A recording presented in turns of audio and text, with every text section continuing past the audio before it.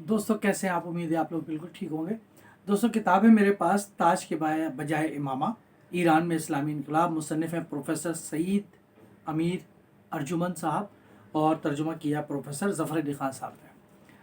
किताब बहुत अहम मौजू पर है। इन मौज़ूआत पर अब किताबें छप रही हैं। इससे पहले एक दास्तान इनकलाब ईरान भी किताब छपी, उसका भी मौलाना ज़फ़र अली ख़ान ने तर्जुमा, प्रोफेसर ज़फ़र अली ख़ान ने तर्जुमा किया था। इस किताब का भी उन्होंने तर्जुमा किया है। ये जो प्रोफेसर सईद अमीर अर्जुमन हैं, इस किताब में लिखा है कि state university New York stony broke में सोशियोलॉजी के प्रोफेसर हैं ये, और बहुत मशहूर मकबूल किताबें इन्होंने लिखी हैं, मतलब खुदा के साए और इमाम गायब। फिर इसी तरीके से प्रोफेसर ज़फ़र अली ख़ान साहब जो हैं, इन्होंने कई किताबों के तराजिम कर रखे हैं।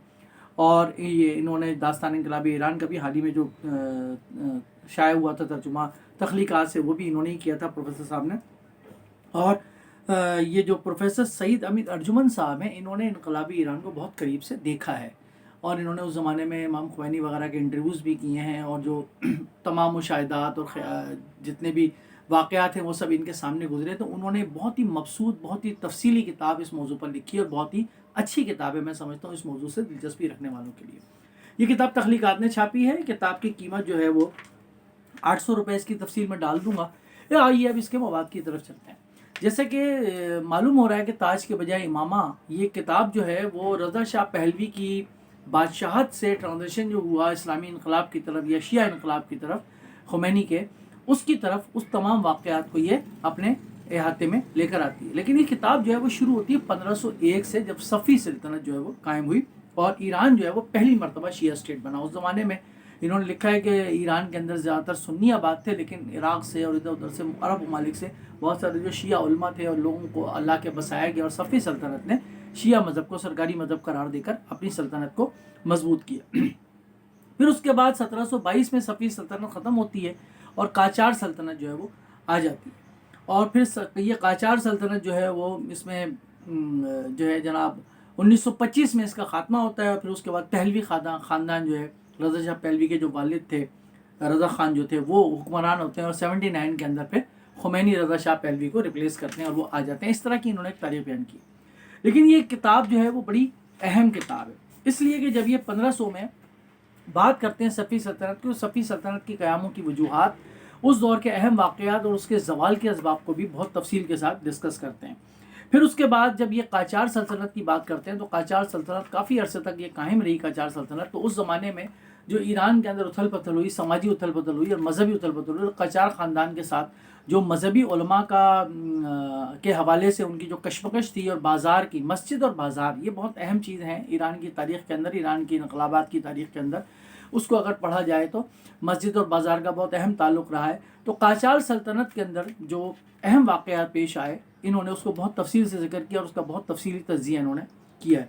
फिर उसके बाद जब रज़ा ख़ान का हुकूमत आया, पहलवी ख़ानदान का दौर हुकूमत आया, और आपको मालूम है कि उन्होंने यूरोप से मुतासिर होकर तमाम ईरान को जो है मगरबियत में रंग दिया। तो उस वक्त जो थे वो उलमा का जो तबका था वो तेज़ी के साथ उभर के सामने आया, और वो कई मकामात पर उन्होंने हुकूमतों से टक्कर ली। इसमें बहुत अच्छा इन्होंने बाप बांधा, और उन्होंने दो वजूहात बड़ी दिलचस्प बयान की हैं।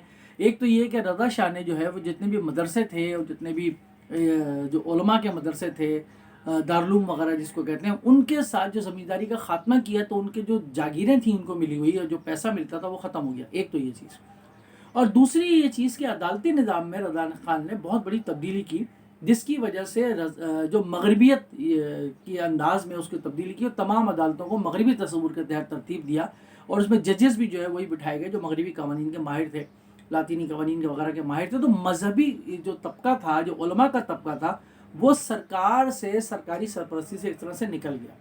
तो ज़मींदारी का ख़ात्मा होना, जिसमें मदरसे से जागीर का चला जाना, और अदालत में जहाँ कानून के निफाज का मामला आता है, जहाँ काजी की अहमियत आती है, जहाँ उलमा की अहमियत आती है, उसको नज़रअंदाज कर देना, ये रज़ा ख़ान जो थे उनकी हुकूमत का बहुत तबाही का ये बाइस बना। और उसके बाद जब मुसद्दिक आए और मुसद्दिक ने तमाम मामलात अपने हाथ में लिए, 1952-51 के अंदर तेल को कौमिया लिया गया, नेशनलिज्म का ज़हूर हुआ, ईरानी कौम परस्ती का ज़हूर हुआ।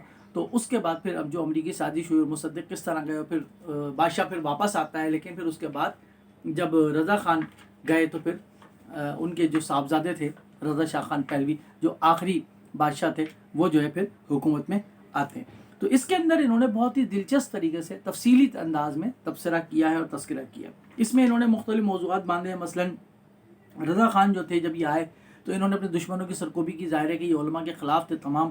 انہوں نے ٹھکانے لگائے ایک طرف. اور پھر اس کے بعد انہوں نے بڑی دلچسپ ایک بات لکھی ہے تبصرہ تجزیہ کرتے ہوئے کہ ملا شاہی اور ریاست جو ہے اصل میں یہ دونوں جو ہے وہ اطاعت چاہتے ہیں.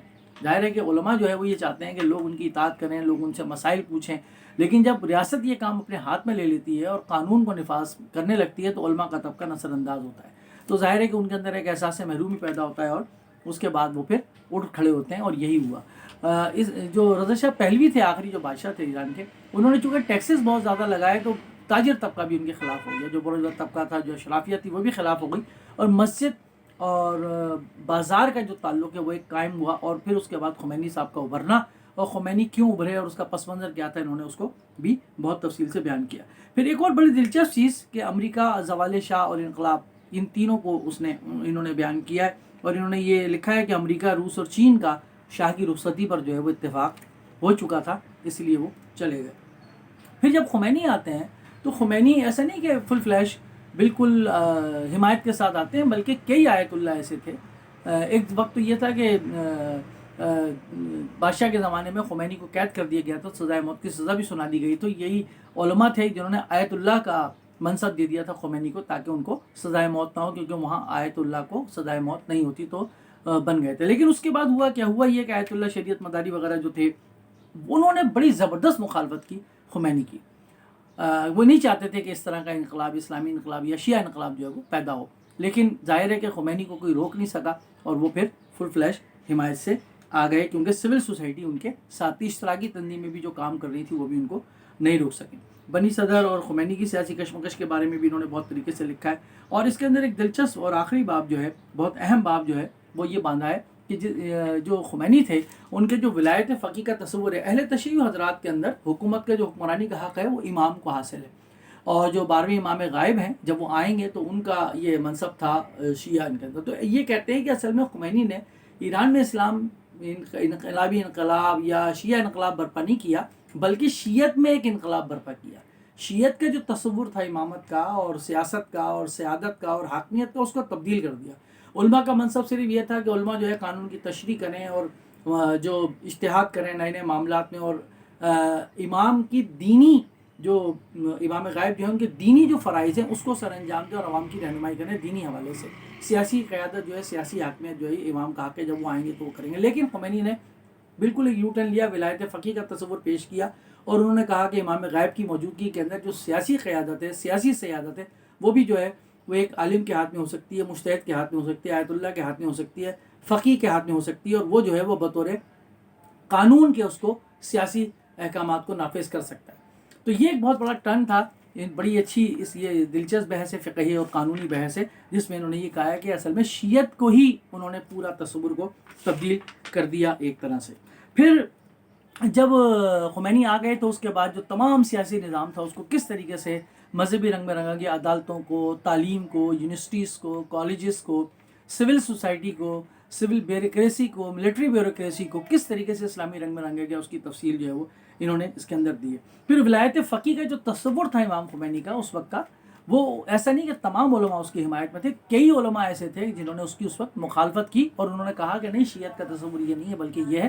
تو ان کا انجام کیا ہوا اس کے بارے میں بھی اس کے اندر تفصیل موجود ہے. عدالتوں کو, پھر بہائی مذہب جو تھا وہ قدیم زمانے میں آپ کو معلوم ہے بہا اللہ کا, اس مذہب کے ماننے والوں پہ کیا ظلم ہوا خمینی کے دور میں, اور بالجبر بھی مذہب تبدیل کرایا گیا بہت سارے لوگوں کا, اس کے بارے میں بھی تفصیل موجود ہے. خواتین کے حوالے سے جو سیکولر خواتین تھیں اور لباس کی پابندی نہیں کرتی تھی جو کہ حکومت کی طرف سے مقرر کیا گیا تھا, ان کے لیے زینب کی بہنیں نگران گروپ جو ہے بنایا گیا. باقی آپ کو معلوم ہے کہ انجمن پاسداران انقلاب جو ہے وہ بنائی گئی, جو کہ جائزہ لیتی تھی کہ انقلاب جو ہے وہ مکمل ہوا ہے اور لوگوں نے اس پہ عمل کرنا شروع کر دیا یا نہیں.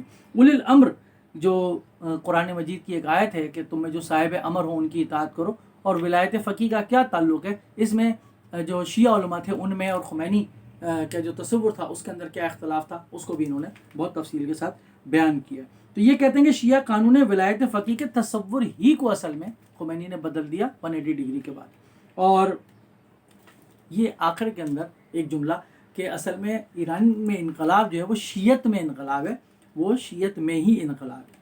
اور ایسا نہیں ہے کہ وہ لوگوں نے اس کو کس طریقے سے ریئیکٹ کیا اس انقلاب کو، اور لوگوں نے کس طریقے سے اپنی جانیں بچائیں، کئی لوگ فرار ہو گئے، کئی لوگ چلے گئے، یہ وہیں رہے، انہوں نے بہت ساری چیزیں دیکھی اپنی آنکھوں سے، اور انہوں نے اس تمام تفصیل کو درج کیا ہے مستند حوالوں کے ساتھ۔ تو یہ بہت ہی شاندار کتاب ہے انقلاب ایران کے اوپر، نہ صرف یہ کہ انقلاب ایران کے اوپر، اس کے اسباب کے اوپر، بلکہ اس کے بعد کیا ہوا اس کے اوپر بھی، اور آخر کے اندر انہوں نے دنیا بھر کے اندر، یورپ وغیرہ کے اندر جو انقلابات ہے اس کا موازنہ کیا ہے ایرانی انقلاب سے، کہ ایران کے اندر کوئی کسانوں کی کوئی منظم اتنی بڑی بغاوتیں نہیں تھیں، سوشلسٹ تھے لیکن وہ اتنے مضبوط نہیں تھے، لیکن اس کے باوجود علماء کس طرح حکمران بن گئے، اس کو انہوں نے بہت تفصیل کے ساتھ بیان کیا۔ تو یہ کتاب بہت اچھی کتاب ہے، امید ہے کہ یہ کتاب آپ لوگ ضرور پڑھیں گے۔ اور یہ WB ییٹس کی جو ہے انہوں نے ایک جملہ لکھا ہے، بہترین لوگوں میں اعتقاد نہیں ہوتا جبکہ بدترین جذباتی شدت سے پر ہوتے ہیں۔ اور ایک جگہ انہوں نے لکھا ہے کسی کا حوالہ دیتے ہوئے کہ جب میں شاہ سے بھاگا تو ملا کے چنگل میں چلا گیا، یوں میں چیونٹی سے ازدا کے منہ میں چلا گیا۔ تو بہرحال یہ کتاب تاج کے بدلے امامہ تخلیقات نے چھاپی ہے، بہت ہی شاندار کتاب، بہت ہی اچھی کتاب اس موضوع پر، گو کہ یہ کتاب بڑی گنجلک ہے، تفصیلات بہت ہیں۔ ظاہر ہے کہ جن لوگوں نے اس موضوع کو پڑھا ہوا ہے ان کے لیے یہ کتاب بہت اچھی ہے، جو ابتداء پڑھنا چاہتے ہیں ایرانی انقلاب پہ ان کے لیے بھی کتاب اچھی ہے، وہ اس کو ٹھہر کے پڑھیں، تفصیل سے پڑھیں، بار بار پڑھیں، تو یہ کتاب ان کو بہت مدد دے سکتی ہے ایران کے سماج کو سمجھنے کے لیے، اس میں آنے والی تبدیلیوں کو سمجھنے کے لیے، اور اس بات کو سمجھنے کے لیے کہ 20ویں صدی کے اندر، جدید دور کے اندر، ایک اسلامی انقلاب یا شیعہ انقلاب کس طرح برپا ہوا اور کس طرح کامیاب ہوا ایران کے اندر۔ تاج کے بدلے امامہ تخلیقات، ترجمہ جو ہے پروفیسر ظفر علی خان صاحب نے، مصنف پروفیسر سعید امیر ارجمن صاحب۔